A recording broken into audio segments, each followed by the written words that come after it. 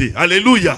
Et ce soir, il est là parmi nous. Bien-aimés, je voudrais ensemble qu'on se lève pour recevoir sur ce pupitre l'homme de Dieu, le docteur Lucien Debout. Acclamons le Seigneur pour lui, s'il vous plaît. J'apprendrai à écouter la voix du bon berger quand je l'entends. Et je comprends qu'il a payé pour ma liberté. Quand je t'ouvre mon cœur, je vois Seigneur. Quand je t'ouvre mon cœur, je t'entends me parler. Et de loin dans mon cœur, toujours des peurs. C'est la vie à chaque pour le corps est comme un torrent. Gloire à Jésus. Gloire à Jésus. Est-ce qu'on peut acclamer le Seigneur fortement? Alléluia. Veuillez vous asseoir dans la présence du Seigneur.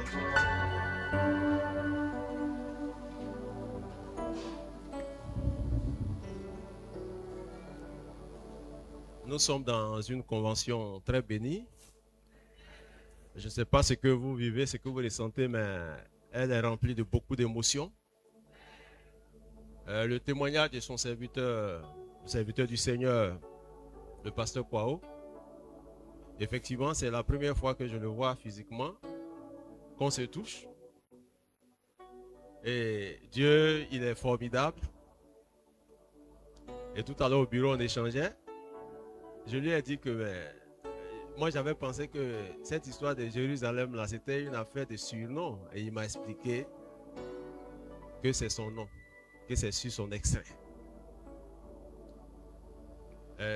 Son témoignage, tout à l'heure, m'a marqué.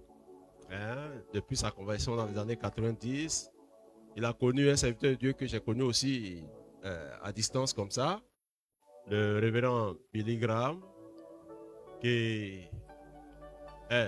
il demeure jusqu'à présent le plus grand évangéliste du XXe siècle. Il n'y a pas eu un évangéliste comme Billy Graham jusqu'à aujourd'hui, quel que soit ce qu'on peut raconter sur ce monsieur. Effectivement, j'ai regardé le film Jeunesse Insoumise. Je connais très bien ce film, je l'ai regardé dans les années 88. J'ai lu plusieurs ouvrages de Billy Graham. C'est un évangéliste fin. On l'appelle docteur Billy Graham, mais son ministère, c'est un évangéliste. Il a été un des serviteurs de Dieu qui m'a marqué dans sa façon de prêcher, parce que quand il prêche, généralement, il a 10 à 15 minutes pour donner son message. Et puis, il donne des ordres pour que les gens acceptent le Seigneur. Je vous donne, vous qui êtes au troisième palier, 3 minutes pour descendre. Au deuxième, 2 minutes. Au premier, 1 minute. Et puis, les gens descendent en pleurs. C'est un homme qui avait cette onction de la communication de l'évangile vrai. Et si ce n'est pas le ministère de ce dernier que l'homme de Dieu a accepté le Seigneur, c'est qu'il a vraiment accepté le Seigneur. Alléluia.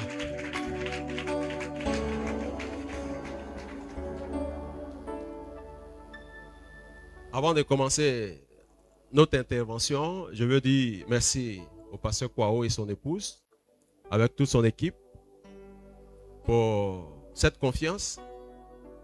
C'est une confiance de foi, parce qu'on ne connaît pas quelqu'un et puis on lui demande de venir. Parce que j'ai risque de dire des bêtises. Mais je crois que le Saint-Esprit lui a parlé ce soir, il lui a parlé depuis l'année dernière, pour que ce soir on puisse partager la parole de Dieu. Et je crois dans la puissance du Saint-Esprit, ces 2 jours que nous allons passer, le Seigneur va nous transporter de révélation en révélation en ce qui concerne sa parole. Il y a des choses que nous savons, que Dieu va confirmer. Il y a aussi des choses que nous ne savons pas. Dieu va nous révéler cela. Il y a beaucoup de choses, même peut-être que vous avez comme enseignement ou connaissance, mais avec la parole du Seigneur qui seront chamboulées pour être repositionnées correctement de sorte que vous puissiez regarder dans la direction du Seigneur, dans le prisme du Seigneur. Le thème de votre convention, c'est l'Église face au futur retour du Seigneur Jésus. Quand j'ai vu le thème, j'ai dit quand je vais venir à leur convention, je vais corriger le thème. Quand j'ai dit déjà, je vais corriger le thème, c'est tellement que ça vous choque. Mais il faut que ça vous choque pour qu'on puisse continuer. C'est un thème que je vais corriger certainement dans mon intervention, vous allez comprendre beaucoup de choses. Le thème c'est l'Église face au futur retour de Jésus. Vous savez pourquoi j'ai dit que j'allais corriger? Je corrige ce thème parce que le retour de Jésus ne concerne pas l'Église. Là aussi, ça vous choque. Je dis ces choses pour asseoir ce qui est correct selon les Saintes Écritures. Certainement, ceux qui ont formulé le thème ont pensé à l'enlèvement. Parce qu'il y a une différence entre l'enlèvement de l'Église et le retour de Jésus, qui sont deux faits eschatologiques distincts, différents, et qui ne vont pas se produire dans le même temps. Le retour de Jésus et l'enlèvement, c'est totalement différent. Le retour de Jésus, de façon scripturaire, de façon biblique selon les Saintes Écritures, est un événement qui concerne uniquement le peuple de Dieu Israël. Parce que au retour de Jésus, Israël sera délivré de tous ses ennemis et rentrer dans une restauration pas possible afin de rentrer dans le règne millénaire. Alors que l'enlèvement de l'Église concerne l'Église. Parce que l'enlèvement de l'Église, c'est la disparition totale de tous ceux qui ont cru en Christ Jésus à un moment donné, avant que l'humanité soit introduite dans une période qu'on appelle la grande tribulation. L'enlèvement de l'Église, c'est la fin de ce qu'on appelle l'ère de l'Église, ou la période de la grâce. Donc vous comprenez avec moi, à partir de ces présentations, que l'enlèvement de l'Église n'est pas le retour de Jésus. Parce que à l'enlèvement de l'Église, le Seigneur Jésus va apparaître dans les cieux sans qu'aucune personne ne puisse le voir, à part ceux qui iront à sa rencontre. Alors qu'au retour de Jésus, il a dit que tout œil le verra. Vous voyez la différence? Je veux que vous puissiez comprendre ça. Si vous comprenez ces choses-là, dans votre vie chrétienne, dans votre foi, vous allez marcher dans une lisibilité, dans une compréhension de la pensée du plan de Dieu. Ça, c'est très important. À l'enlèvement de l'Église, on parle de parousia, donc la parousie, la disparition soudaine des êtres humains créés à l'image de Dieu, mais qui ont cru en Jésus et qui se sont maintenus dans la foi en Christ jusqu'à un instant précis, à un temps kairos. Ce n'est pas un temps chronos, un temps kairos, à un moment, à une occasion où tous ceux qui ont cru en Christ, la Bible nous dit que cette disparition va se faire de cette façon. Les morts en Christ ressusciteront premièrement et ensuite nous les vivants qui serons restés pour cet avènement, nous serons changés en un instant, en un clin d'œil. Nous allons connaître ce qu'on appelle la métania. La métania que certains appellent métanoïa. La transformation de notre être pour connaître le corps de gloire. Dès que les morts en Christ vont connaître la résurrection pour leur apparition. Une apparition que l'humanité ne va pas voir. Mais ils vont sortir des tombes, des endroits où il y a la mort. C'est des morts en Christ, des croyants qui depuis des centaines d'années, des millénaires, avaient connu le Christ en tant que le Shiloh, vont connaître une résurrection et nous les vivants qui serons présents en ce moment, lorsque ce phénomène va se produire, nous allons être ensemble, enlevés avec tous les morts et nous allons aller à la rencontre du Seigneur dans les airs. L'apôtre Paul nous dit, consolez-vous donc les uns les autres par ces paroles. Ça, c'est le phénomène de l'enlèvement, qui est la disparition des croyants sur la terre. Il va arriver un temps où des êtres humains vont disparaître. Et cette disparition ne sera pas l'effet, ne sera pas le projet ou le programme des djihadistes, des terroristes. Parce que Dieu, dans sa souveraineté, va décider d'enlever ceux qui lui appartiennent. Ce qu'on appelle l'église. Voici pourquoi le retour ne concerne pas l'église. Donc quand on dit l'église face au retour de Jésus, j'aimerais qu'on puisse reformuler en disant l'église face à l'enlèvement ou l'église dans l'attente de l'enlèvement. Parce que l'église s'attend à l'enlèvement. L'église ne s'attend pas au retour de Jésus. Parce qu'au retour de Jésus, l'église revient sur la terre avec le Christ. Voici pourquoi les jeunes prédicateurs, les serviteurs de Dieu dans les rues qui prêchent en disant bientôt Jésus revient, bientôt Jésus revient. Non, il devrait dire bientôt il aura des disparus. Le monde sera dans un chaos. Je parle ainsi des disparus, des disparitions aussi aisément, mais c'est un phénomène qui va créer un chaos total dans l'humanité. Nous sommes dans l'ère de l'église. Nous sommes dans la période de la grâce. Or, la grâce et la vérité sont venues par Jésus-Christ selon Jean, le chapitre 1. C'est Jésus qui envoie la grâce et la vérité. Lorsque l'église va être enlevée, l'humanité ne va plus connaître la grâce. Parce que l'enlèvement de l'église met fin à la période de la grâce. La période de la grâce, c'est la 5e dispensation. Et nous sommes aujourd'hui dans la 5e dispensation. Nous sommes dans le temps de cette dispensation.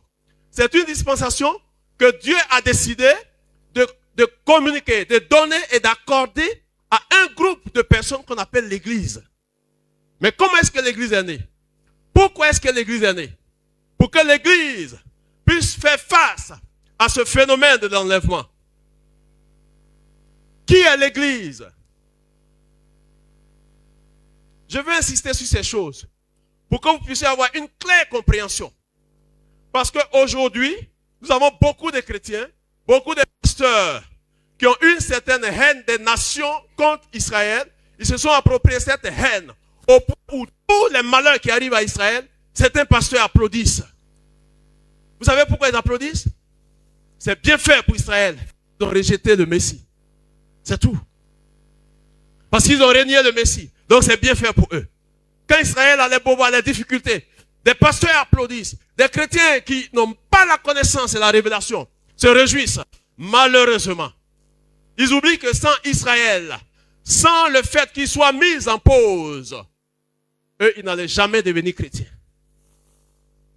La grâce et la vérité sont venues par Jésus-Christ. Et cette grâce est manifestée dans la période de la grâce. Ce qu'on appelle l'ère de l'église. Le temps de l'église. C'est un temps que Dieu a donné à l'église. Voici pourquoi le Seigneur, avant de partir, il a dit, allez par tout le monde et faire des nations des disciples. On va revenir là-dessus, puisque nous parlons de l'église face à ce phénomène-là. Pendant que l'église attend l'enlèvement, quelle doit être l'attitude de l'église? Je parle de l'église véritable de Jésus-Christ. Je ne parle pas de ceux qui se réunissent pour vivre des folklores, pour vivre des one-man shows, qui n'ont rien à voir dans leur ministère avec la mission que le Seigneur Jésus, notre Maître, nous a confiée. Qu'est-ce que l'église? Dans quel temps nous sommes? La Bible nous enseigne que Dieu, dans sa souveraineté, a choisi un seul peuple sur la terre. Sur la face de la terre, parmi toutes les nations. Et ça, je leur ai dit, il y a certaines personnes qui ne lisent pas les Saintes Écritures, ou peut-être qui fouillent d'autres documents, mais qui veulent contester ce que nous disons. Ce que nous disons d'après les Saintes Écritures. Sur la face de la terre, en dehors d'Israël, il n'y a pas une nation, un pays appelé peuple de Dieu. Ça n'existe pas. Le seul peuple que Dieu s'est bâti, s'est constitué, ce peuple se nomme Israël. Et c'est un seul peuple. Et ce peuple est situé dans une seule région. Ce peuple ne peut pas être un peuple fictif. Dieu a constitué Israël à partir d'Abraham, leur ancêtre, qui était issu d'un pays, d'un peuple païen, qui appartenait à une famille d'occultistes, de mystiques, de sorciers. Et Dieu va dire à Abraham, parce que son choix va se porter sur Abraham, il va dire, sors de ta maison, la maison de ton père, de ta patrie. Et va dans un endroit que moi je vais t'indiquer. Mais ça n'a pas été un appel ou une réponse de l'appel facile. Et voici comment Abraham a été traité. Il a été travaillé. Parce que Dieu voulait coopérer, travailler avec un être humain qui doit lui faire confiance. C'est la raison pour laquelle Abraham a été l'homme, depuis le début, qui a vécu une épreuve pas possible. C'est la raison d'ailleurs pour laquelle le Seigneur va lui attribuer le nom du Père de la foi. Il a été le premier être humain à manifester la foi. On l'appelle le Père de la foi. Qui est différent du Père dans la foi.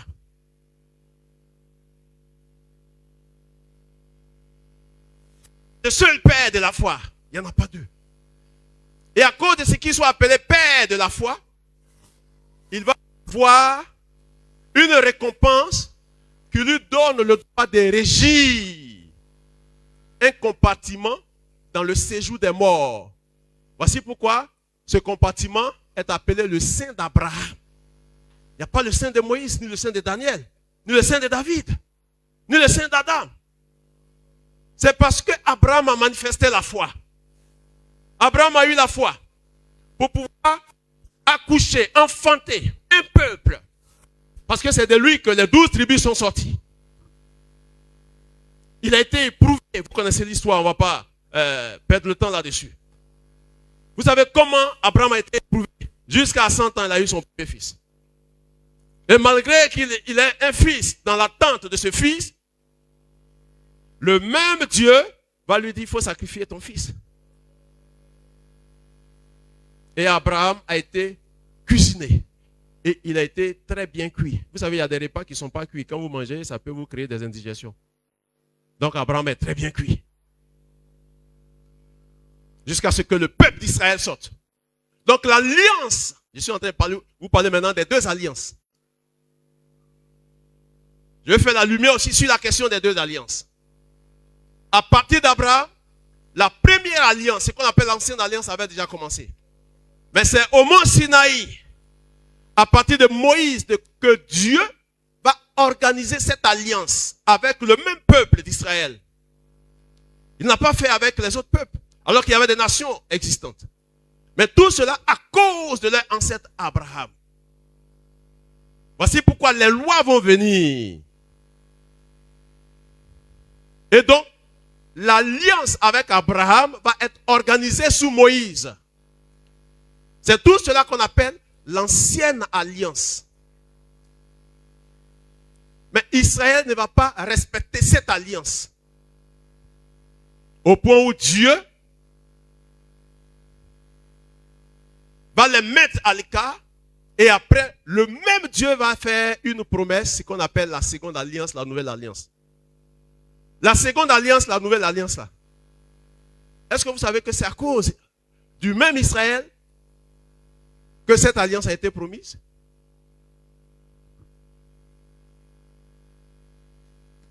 J'ai laissé mes livres là-bas.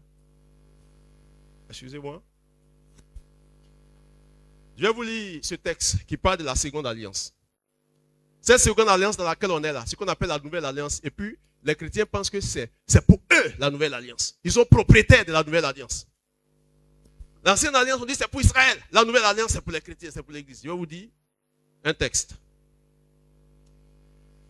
On va prendre Jérémie le chapitre 31.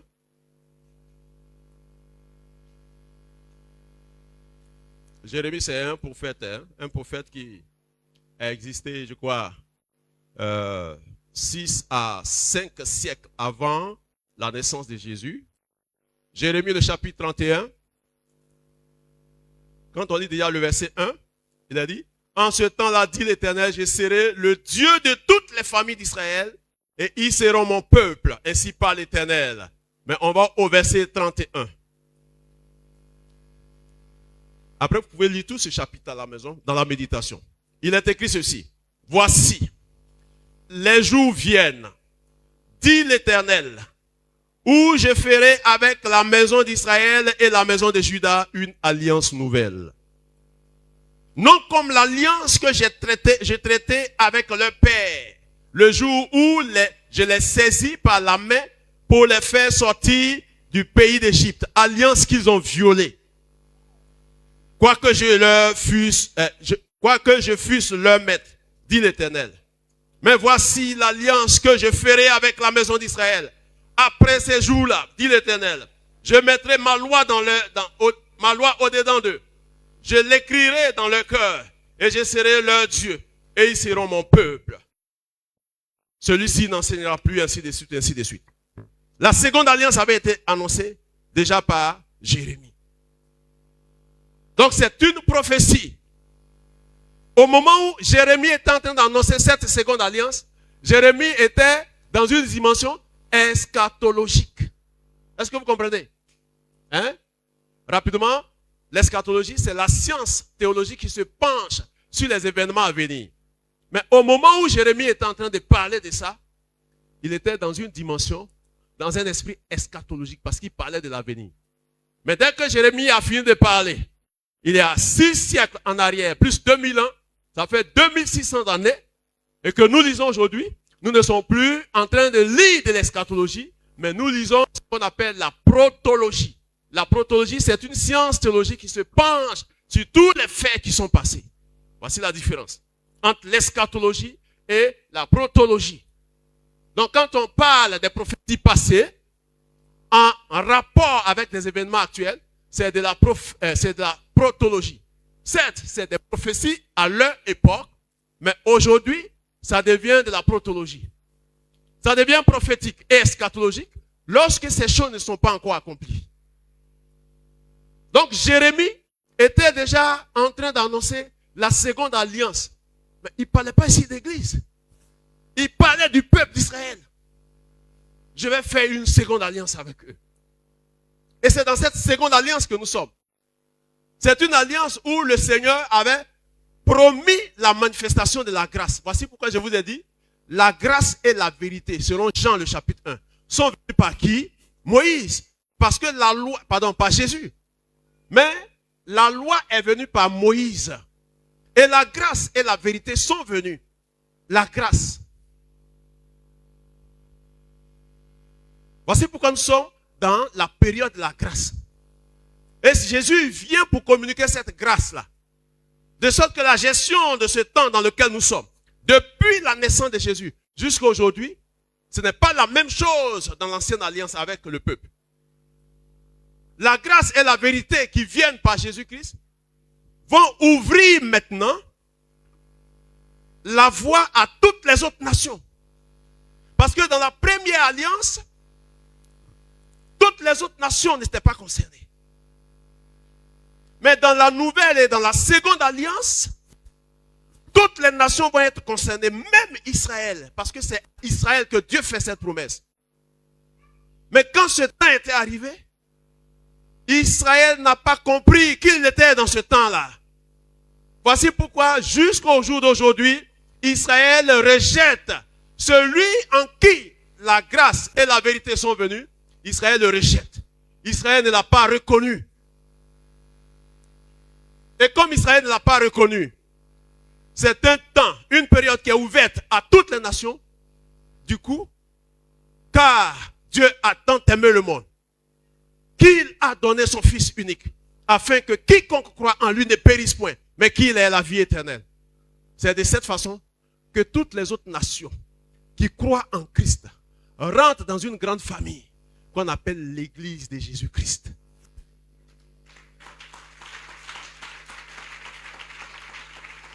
Un Russe, un Américain, un Chinois, un Japonais, un Ivoirien, un Africain, de n'importe quelle nation, y compris même les Juifs, sont libres aujourd'hui d'accepter Jésus.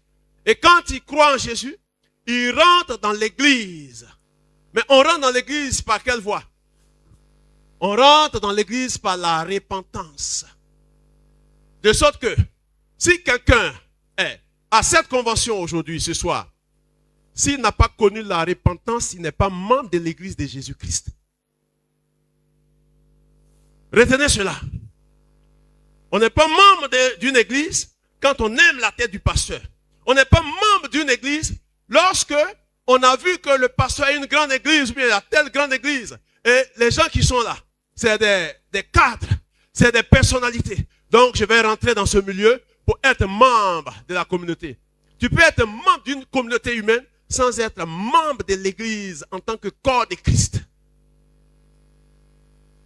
C'est une invitation à chacun de nous à mettre à jour son passeport en direction du ciel. Parce que de même qu'il y a des gens qui ont des faux passeports, il y a beaucoup de faux passeports aujourd'hui en direction du ciel, dans les églises. Comment est-ce que tu as acquis ton passeport? Tout à l'heure, vous l'avez entendu, il a rendu son témoignage. Il a accepté le Seigneur. Est-ce que vous avez accepté le Seigneur? Moi, j'ai accepté le Seigneur en 84. Alors que j'allais à l'église. J'ai accepté le Seigneur Jésus en 84. Un ancien voyou comme moi. Hein? Il faut souffrir que je rende mon témoignage aussi. Il a rendu son témoignage. Un ancien voyou de la trempe de John Pololo. Je suis de la génération de John Pololo. Mais ça ne veut pas dire que je me suis battu avec lui, non. Hein? On est de la même promotion. J'étais dans son camp. À notre époque, on avait à Yopougon, Stikoji Lotou, on avait les Alasko, on avait les Ogu. Tout ça, c'était des maîtres de karaté. Mais moi, je ne suis jamais allé dans un dojo, mais je faisais du karaté. J'étais un voyou. Regardez mes points là. Tout est lisse actuellement. Il n'y a plus de kento. Ça a été la grâce du Seigneur. Moi, j'avais des kento. J'ai cassé les noix de coco avec ma tête. Je soulevais les moteurs de voiture avec mes dents. Je me concentre et puis les gens frappent dans mon ventre. J'ai giflé un jeune voleur. J'ai cassé son tympan. Au point où au collège, on m'appelait l'homme qui gifle et puis H2 eaux sortent des oreilles. Parce que l'eau sortait, coulait des oreilles de ces derniers. Mais aujourd'hui, si je suis en train de vous parler, c'est parce que comme lui, j'ai accepté le Seigneur. Le jour où j'ai parlé au Seigneur par rapport à ma repentance, le Saint-Esprit faisait passer ma vie devant moi comme un film. Et j'étais en train de pleurer comme un enfant, un ancien bandit. On utilisait les fourchettes de nos parents là, et puis c'est avec ça qu'on faisait palabre. Je suis arrivé à Yopougon ici, à Yopougon là, en fin 72. Donc, j'ai vu Yopougon évoluer. C'était Sikoji Lotou qui était le seul quartier. Tous les quartiers environnants, ça n'existait pas, c'était la brousse. Et c'est moi que le Seigneur a sorti. Pour qu'aujourd'hui je sois son serviteur.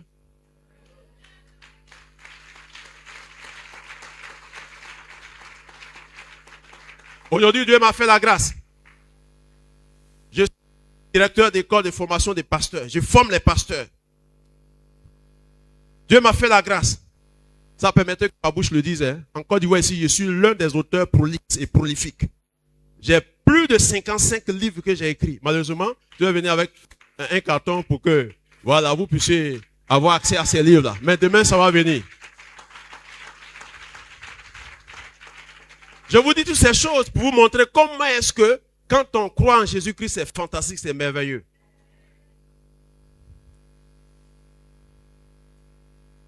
Et donc, l'église, c'est l'ensemble de tous ceux qui croient en Jésus-Christ en passant par la repentance. Parce que la repentance a été le tout premier message que Jean-Baptiste a prêché. Repentez-vous. Jésus, notre maître, lui-même a prêché cela. Le premier message qu'il a commencé à prêcher. Aujourd'hui, les églises ne prêchent plus la repentance.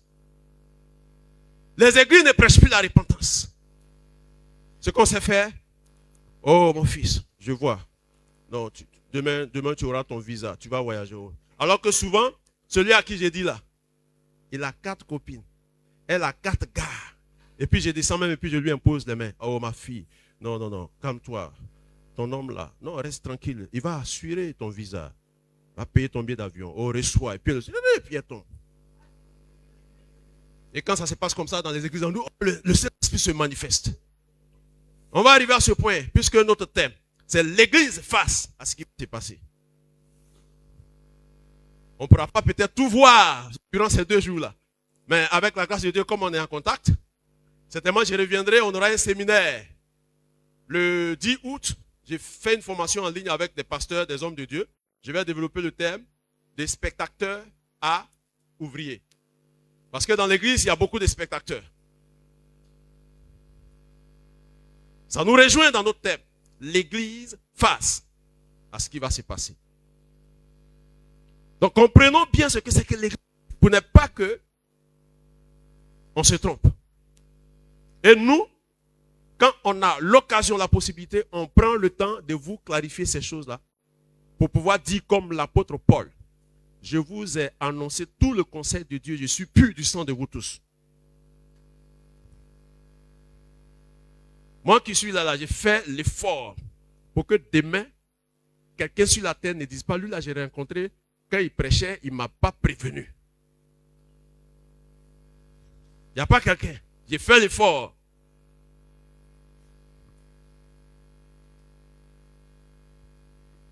Est-ce qu'il y a des gens qui n'étaient pas dans l'église qui veulent rentrer maintenant dans l'église? Bon, c'est discret. Hein? Voilà. Mais c'est important de rentrer dans l'église. Parce que certainement demain on va voir l'attitude de l'église par rapport à ce qui va se passer. Ce soir, nous comprenons que nous sommes dans l'ère de l'église. Depuis que Jésus est venu, on était dans... Jésus a introduit ce qu'on appelle la période de la grâce. Je vous fais le distinguo aussi. Ici aussi. Il y a une différence entre la période de la grâce ou l'ère de la grâce et la période de l'église. Parce que la grâce et la vérité sont venues par Jésus. Quand Jésus était né, il a commencé à naître. La grâce s'est manifestée, la vérité s'est manifestée. Parce que lui, il est né, c'est lui qui est la vérité. Mais quand Jésus était né, pendant qu'il exerçait son ministère, l'église n'existait pas encore. L'église est née dans la période de la grâce, dans le temps de la grâce, le jour de la Pentecôte. Donc la naissance de l'église a été plus tard, après la naissance de Jésus. 33 ans environ, l'église va naître. Et elle va naître à Jérusalem. Elle naît sous l'impulsion du Saint-Esprit. Une communauté où il n'y a pas le Saint-Esprit, on ne croit pas au Saint-Esprit, on ne s'appuie pas sur le Saint-Esprit, on ne marche pas selon le Saint-Esprit. Il y a un souci. Parce que l'église est née de l'action du Saint-Esprit. Donc, depuis la Pentecôte, l'église est née. Et quand l'église était née, avant sa naissance, le Seigneur a dit à ses apôtres, allez faire de toutes les nations des disciples. C'est un mandat que le Seigneur nous a donné. Dans l'ère de la grâce et dans le temps de l'église. Il n'y a pas une autre institution, une autre organisation sur la terre à qui Dieu a donné le mandat de faire des nations des disciples. Ça n'existe pas. Est-ce que vous vous rendez compte de l'urgence? Il n'y a pas une autre structure. Mais c'est à l'église que le Seigneur a dit, faites des nations des disciples. Vous savez ce que ça renferme? Faire des nations des disciples. Nous avons le mandat devant Dieu de discipliner les nations. Vous voyez le fardeau, le poids? C'est nous en tant que croyants en Christ qui devons discipliner les nations parce que les nations sont indisciplinées. Tous les pays sont indisciplinés. Au moins, Israël est en train de s'organiser sous la loi. Mais toutes les autres nations, c'est de l'indiscipline notoire. Voici pourquoi le Christ, avant de partir, il dit, allez maintenant. Disciplinez les nations. Parce que la voix s'est déjà fait entendre. Le jour où le Seigneur est en train de connaître son baptême, la voix se fait entendre en disant, celui-ci est mon fils bien-aimé, en qui j'ai mis toute mon affection. Et la voix continue en disant, écoutez-le, écoutez-le, c'est lui seul. Sur la terre là, il n'y a pas quelqu'un d'autre que les hommes doivent écouter par rapport à leur relation avec Dieu. Il n'y a pas quelqu'un d'autre. Il n'y a pas un fondateur des religions. Et tous, c'est des usurpateurs. La voix s'est fait entendre. Et cette voix qui s'est fait entendre là, c'était par rapport à Jésus. Et Jésus a commencé le message. Il nous a transmis ce que Dieu a demandé aux gens d'écouter en Jésus. Et nous avons ça. L'Église a ça. Et très souvent et en général, l'Église est assise sur le message. Et les hommes sont en train de périr. L'humanité est en train de se défigurer. Discipliner les nations. C'est nous qui avons ce mandat de discipliner tous les dirigeants des États, tous les présidents des pays, les chefs d'État, les empereurs. C'est nous qui avons ce mandat-là. Voici pourquoi lorsque un frère en Christ, il est diplomate, il ne doit pas jouer avec sa fonction de diplomate. Parce qu'il est ambassadeur de Christ. Mais doublement. On a des frères qui sont ambassadeurs, qui sont diplomates. Mais quels sont leurs rapports avec les autres ambassadeurs, avec les pays? Ils ont la possibilité de voyager, de rencontrer des chefs d'État, des dirigeants. Mais qu'est-ce qu'ils disent? Pendant que le Christ a dit, nous sommes le sel de la terre, la lumière du monde. On reviendra là-dessus certainement demain. Pour comprendre le thème, l'Église face à ce qui va se passer. C'est nous qui avons le pouvoir, le mandat de discipliner les nations. Actuellement, Israël n'a pas reconnu le Messie. Voici leur péché. Mais l'apôtre Paul enseigne que c'est vrai, Israël n'a pas reconnu le Messie. Mais nous là, on nous appelle les oliviers sauvages. C'est un jus ou bien c'est notre nom? C'est notre nom. Vous savez pourquoi on est oliviers sauvages? Parce qu'on vient des nations païennes. Vous comprenez? Nous, on est des païens. Même pendant que je suis devenu chrétien, là, en réalité, je suis païen. Mais ça ne veut pas dire que je fais des bêtises, je commets des péchés, je suis dans le péché. Mais je suis païen. Mais on ne peut pas attribuer le terme de païen là à un juif. Parce qu'un juif, quel que soit ce qu'il fait, il n'est pas païen. Sur toute la face de la terre, seul le peuple de Dieu n'est pas un peuple païen. C'est Dieu qui l'a décidé ainsi. Allez-vous plaindre à l'ONU? Seul le peuple d'Israël n'est pas un peuple païen. Vous êtes russes, vous êtes des païens. Américains, vous êtes des païens. Japonais, vous êtes des païens. Français, vous êtes des païens. Ivoiriens, vous êtes des païens.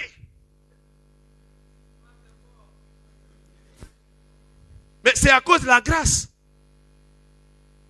Et cette grâce-là a été occasionnée ou amplifiée parce que les Juifs disent qu'eux ne reconnaissent pas Jésus comme le Messie. C'est à cause de ça. Le Seigneur nous met dans la barque. Mais ils vont payer pour ça. Je vous le dis. Écoutez, je suis en train de faire de l'eschatologie. Les Juifs qui ont rejeté Jésus là, ils vont payer pour ça. Parce que pour que Jésus revienne là, quand on dit Jésus revient, vous pensez que c'est facilement comme ça Jésus va revenir? Tant que le peuple d'Israël ne se répand pas là, Jésus ne va pas descendre. Écoutez-moi bien.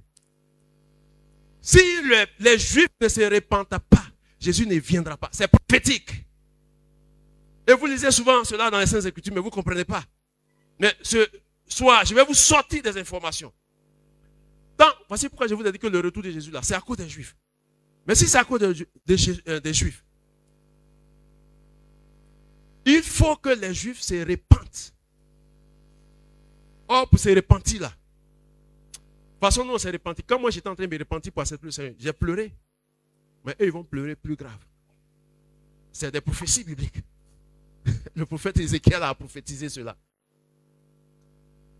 Les Juifs vont vivre ce qu'on appelle les funérailles. J'ai écrit un livre aussi dans mes ouvrages, les funérailles de Jésus. Ça vous choque?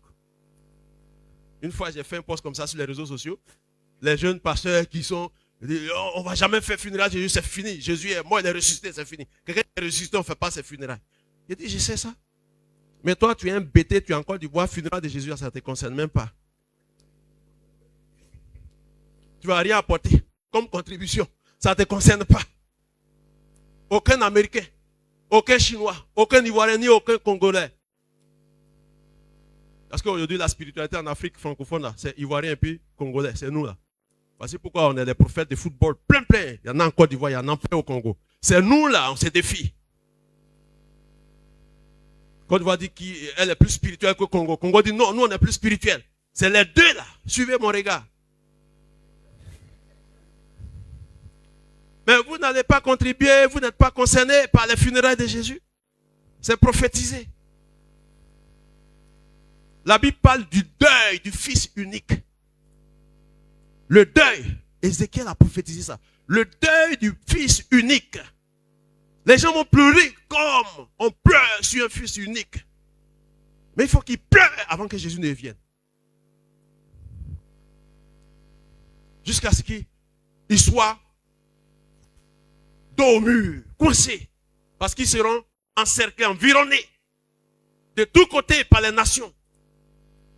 Voici pourquoi il dit qu'ils vont payer pour le fait qu'ils n'ont pas reconnu le Messie. Jésus même a vu ça. Voici pourquoi il a pleuré. La Bible dit qu'il a pleuré au point de dire, Jérusalem, Jérusalem, si tu savais combien de fois j'avais voulu rassembler tes enfants comme une poule rassemble ses enfants. Mais ta maison te sera laissée déserte. Il leur a dit, quand les filles de Jérusalem sont venues en train de frapper leur poitrine pour l'aider quand on les trimballait à la croix. Elles étaient en train de pleurer parce que Jésus est en train de subir une souffrance. Jésus va leur dire, filles de Jérusalem, pourquoi pleurez-vous sur moi? Si l'on traite ainsi le bois vert, lui Jésus il est le bois vert, qu'adviendra-t-il du bois sec? Vous? Moi, on me fait ça, moi-même qui suis Dieu. Regardez comment.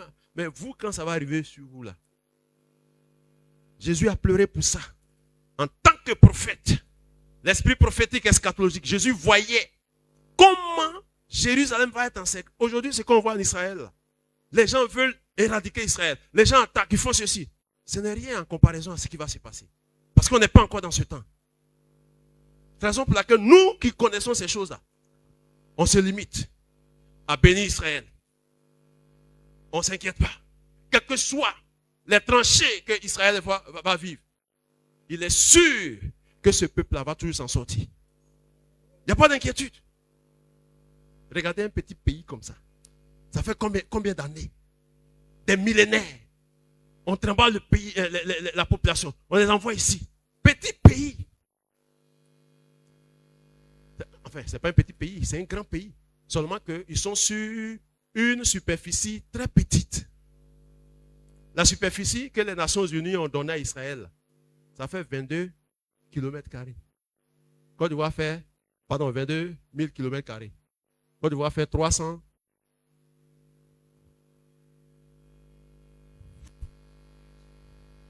Or, le territoire que Adonai, le Dieu des Hébreux, a promis à Abraham, ce territoire fait entre 500 et 550 000 km². Est-ce que vous suivez ce que je suis en train de dire? Quand Dieu dit à Abraham, voici où tu vas partir. Il a répété ça au temps de Moïse. Et Moïse était en train de conduire le peuple, il n'a pas pu rentrer. Josué a envoyé le peuple jusqu'à Canaan, là. Le territoire, là. La délimitation, là. Quand on calcule la superficie, ça fait 550 000 km². Mais aujourd'hui, Israël est sur 22 000 km². Ça veut dire quoi? Ça veut dire qu'il y a une grande partie. Israël va récupérer ça. Israël va prendre ça. Hein? C'est prophétique. Alors que le Moyen-Orient est tendu. À l'est, il y a la Jordanie. On parle de Jordanie. Israël va récupérer Jordanie là comme ça. Fiou. Au nord, même presque tout actuellement là, il circule au Liban. Les Libanais ont besoin d'eux parce qu'avec cette histoire de djihadisme, terrorisme, ils ont besoin. Mais Israël va récupérer le Liban, je vous le dis. Parce que ça fait partie du territoire que Dieu a promis à Abraham. Mais comment ça va se faire? Par la guerre, par la diplomatie, personne ne sait. Comment on appelle, en Syrie. Jusqu'au fleuve Euphrate, qui fait frontière avec l'Irak. Donc vous pensez que c'est un petit pays?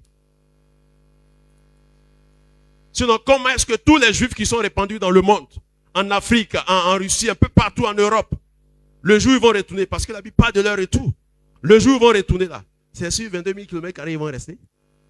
Il n'y a pas place. Voici pourquoi il n'y a pas là-bas. Ceux qui sont sur place là, ils vont préparer le territoire pour que les frères rentrent. C'est prophétique. Ça, ce n'est pas à discuter. Que tu le veuilles ou tu ne veuilles pas, ça va se réaliser. On n'a pas besoin de dire non, il faut donner un peu aux Arabes. On s'en fout de ça. Dieu a décidé. C'est le territoire des Juifs.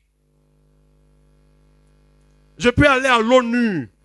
Je sais qu'il y a des gens à l'ONU qui savent ces références-là. Ils savent ça parce que c'est l'histoire. Leur prouver par A plus B, selon les Saintes Écritures, la superficie de ce territoire-là. Mais aujourd'hui, Israël occupe seulement entre 5 et 7% de ce territoire. Vous ne voyez pas que c'est injuste? Ça veut dire que c'est un peuple qui est là. Ils vivent paisiblement. Mais quand on vient les attaquer, ils ripostent. C'est leur riposte, ça. C'est sur la riposte que nous, on ouvre les yeux. On dit non, non, non. De toute façon, Israël, non, c'est trop. Non, les gens, ils sont paisibles. Vous venez attaquer les poulets, mais ils vont tuer des hommes.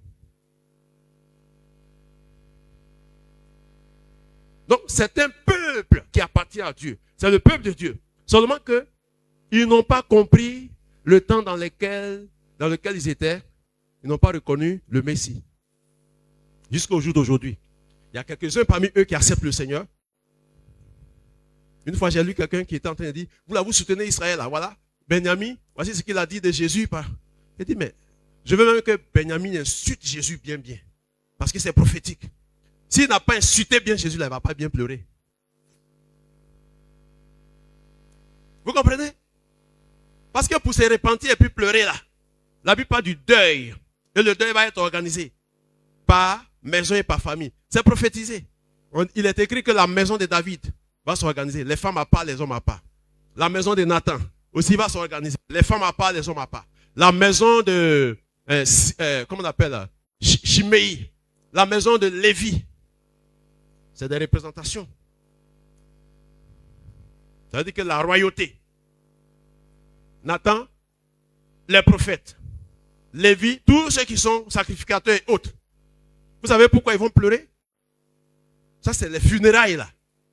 C'est vrai que Jésus est mort, il est ressuscité. Mais pour eux, ils vont pleurer. Ça veut dire que le deuil. Quand Jésus était mort, on l'a enterré là. Ils n'ont pas fait de funérailles. Vous savez quel funérailles là? Si quelqu'un est mort là, 1 an après, 2 ans après, on peut faire funérailles de quelqu'un. Vous savez ça? 10 ans après. Mais pourquoi vous ne voulez pas que pour Jésus, là, 1000 ans après, on fasse funérailles? Pourquoi? Parce que les gens n'ont pas reconnu comme celui qui était de leur. Mais le jour viendra où la Bible nous dit quoi? Dans cette période qui va commencer par la fin de l'ère de la grâce. La fin de l'ère de la grâce, c'est quoi? Ça va être marqué par l'enlèvement. Dès que l'Église est enlevée, l'humanité rentre dans une autre phase. Parce que Dieu ouvre maintenant la période des grands jugements. Parce que l'enlèvement à lui seul est un jugement contre l'humanité. Parce que le monde sera dans un chaos. Ça veut dire que c'est annoncé. Et cette période de la grande tribulation va finir quand Jésus va revenir. Parce que quand Jésus vient là, ce n'est plus pour négocier avec les gens. C'est pourquoi on dit qu'il viendra comme le lion maintenant. Il ne viendra plus comme un agneau. Et il viendra avec les saints et avec l'église. Nous, on sera avec lui et puis on descend. Ce jour-là, je suis en train de m'imaginer peut-être être à sa droite ou bien. Parce que toi, tu seras où devant ou bien. Non, il faut être derrière. C'est mieux. Je vous dis la vérité. L'église va revenir avec Jésus. Mais Jésus viendra prendre son église dans la disparition. Vous savez, au niveau eschatologique, il y a plusieurs écoles, plusieurs doctrines. Il y a certains qui sont des pré-tribulationnistes ou des mid-tribulationnistes ou des post-tribulationnistes. C'est-à-dire que c'est des gens, selon les enseignements, ils disent que l'église va être enlevée au milieu de la grande tribulation. Ce n'est pas possible. Ce n'est même pas scripturel. La grande tribulation, c'est une période catastrophique que l'humanité va connaître. Donc Dieu ne peut pas permettre que l'église puisse vivre cette période-là. Il y a des analogies, il y a des principes que Dieu respecte. Je vous donne rapidement 3 ou 4 analogies. Avant que le déluge ne s'abatte sur l'humanité d'alors, Dieu a fait quoi? Il a mis Noé et sa famille dans l'arche. Parce que Dieu ne pouvait pas permettre que le déluge vienne et puis il dit à Noé, il faut bien nager, il faut prendre tes enfants. Non. Dieu a dit à Noé, il faut te sécuriser dans l'âge. C'est un principe. Quand Abraham était en train d'intercéder pour Sodome et Gomorrhe, il y avait Lot et puis sa famille qui était là-bas. Parce que c'était des justes, en quelque sorte. Abraham avait peur, il était en train d'intercéder. Si tu trouves 100 justes, est-ce que Dieu a dit non, s'il a trouvé 100, il n'a même pas touché la vie. Si tu trouves 50, parce que Abraham lui-même sait qu'il n'y a pas beaucoup là-bas. C'était Lot et puis sa famille. Il a fallu que les anges arrivent et puis cherchent la maison de Lot. Ils disent à Lot, il faut sortir parce que bientôt il y a Bangwan qui arrive sur le territoire. Donc, sortez. C'est quand ils sont sortis que le feu est tombé, non?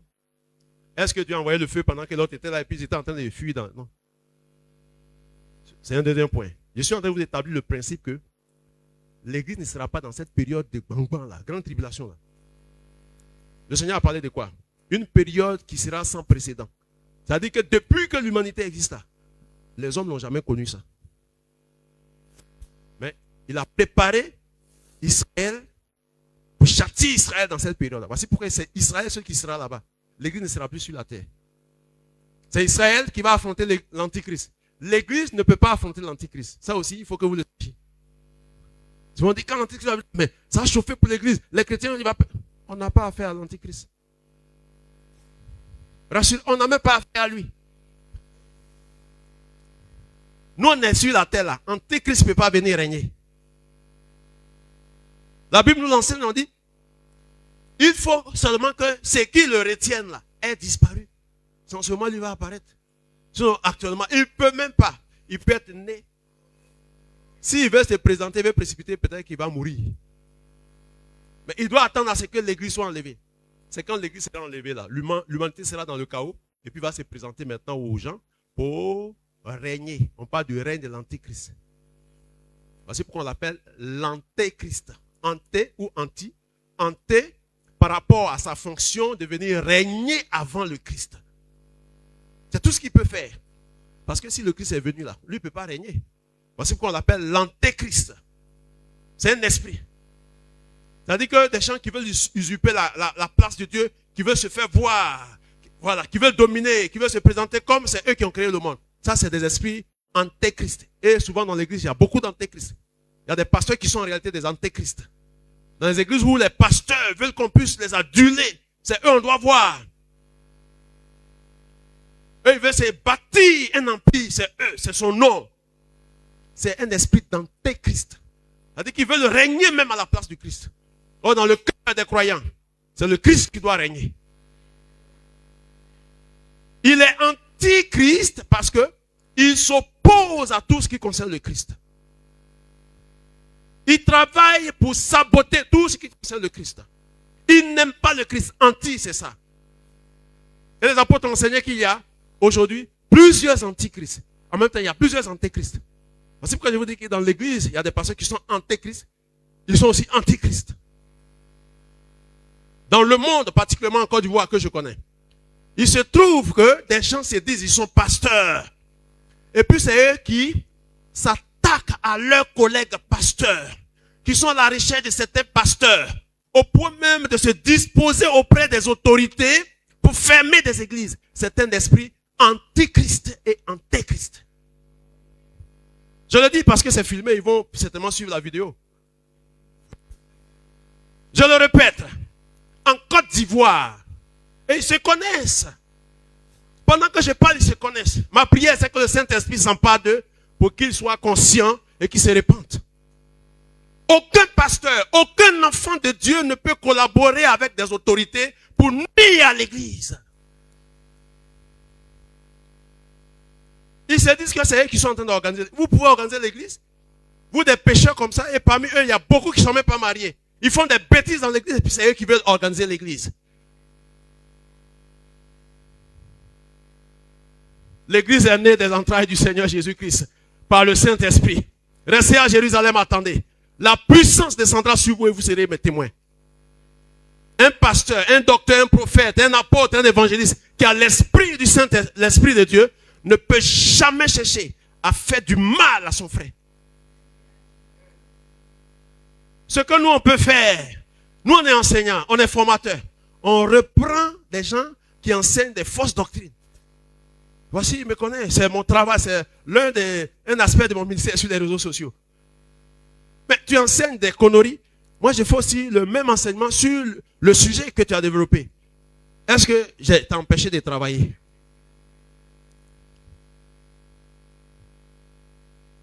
C'est ce qu'on appelle la dénonciation.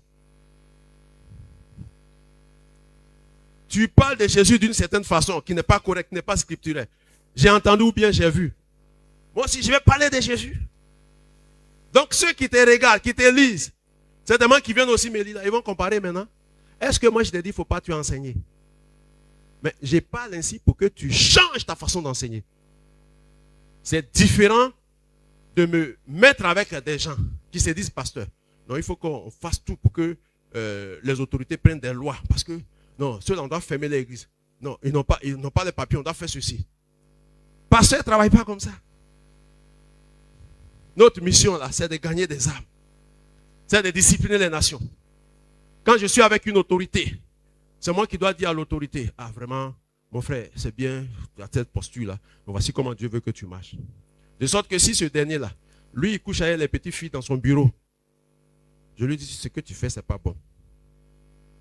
Mais je ne peux pas avoir ma bouche fermée parce que, pasteur, homme de Dieu, bien, daddy, viens, tu peux venir entre midi et deux, et puis il m'église l'enveloppe. Quand je prends l'enveloppe, et puis je m'en rends témoignage à l'église. Oh, je viens de voir mon fils là. Oh, il m'a fait une offrande, mais voilà, prier pour la pauvreté. La pauvreté, c'est pas bon. Mais qu'est-ce que tu as dit à ce dernier pour qu'il change pendant qu'il est en train d'enceinte les petites filles partout?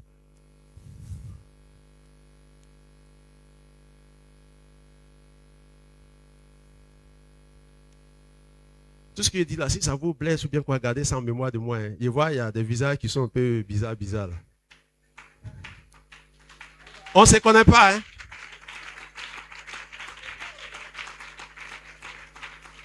C'est pour votre délivrance. Parce que l'église va être enlevée. On ne peut pas savoir la date. Quand est-ce que l'église va être enlevée? Mais il y a des signes qu'on peut savoir. Le retour de Jésus, là, on ne connaît pas. Mais dès que l'enlèvement se produit, on peut savoir quand Jésus va revenir. C'est 7 ans après l'enlèvement. Ça, c'est facile.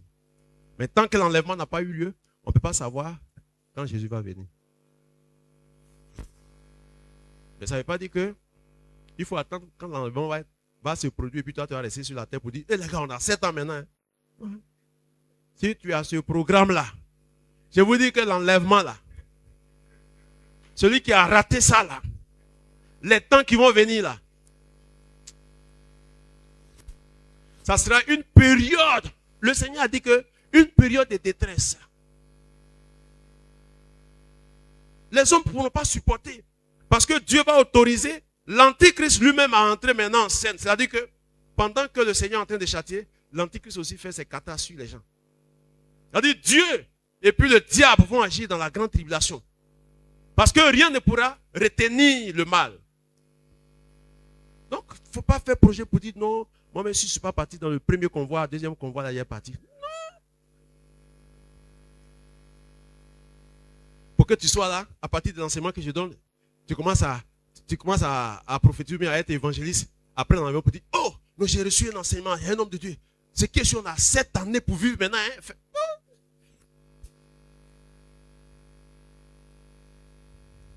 Ça, c'est une période tellement difficile que les hommes vont vouloir te donner la mort. Dieu lui sait ça.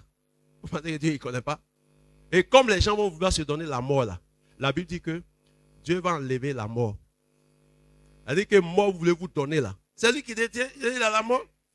D'ailleurs même, il a dit que la mort et le séjour des morts vont être jetés quelque part. Donc c'est lui qui contrôle la mort. Il sait que les gens dans les business, quand ça va chauffer, ils vont commencer à prendre comprimé, bien à vouloir se suicider là. Il va enlever cette possibilité là. Tu ne pourras pas mourir. Tu vas prendre poison pour pouvoir te tuer parce que ça chauffe. L'antichrist te lime bien. Et puis quand tu vas prendre poison là, ça rentre, même si c'est eau de javel. Ça tape l'intestin et puis tu peux pas. Et puis tu peux pas. Et puis tu vis ça.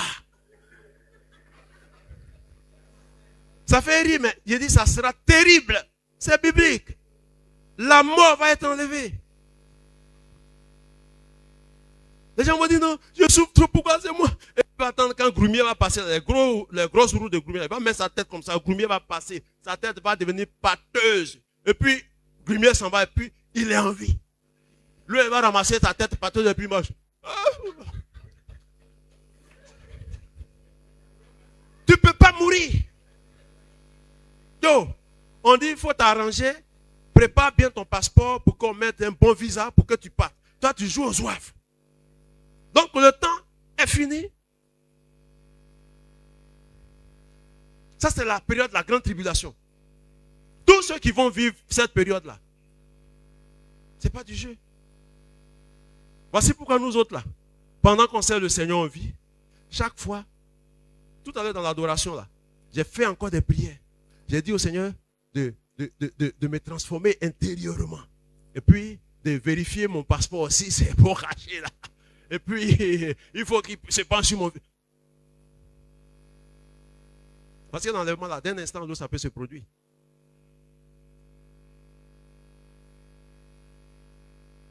Je vais m'arrêter ici pour que demain on parle de l'enlèvement et puis on parle de l'attitude de l'Église face à l'enlèvement.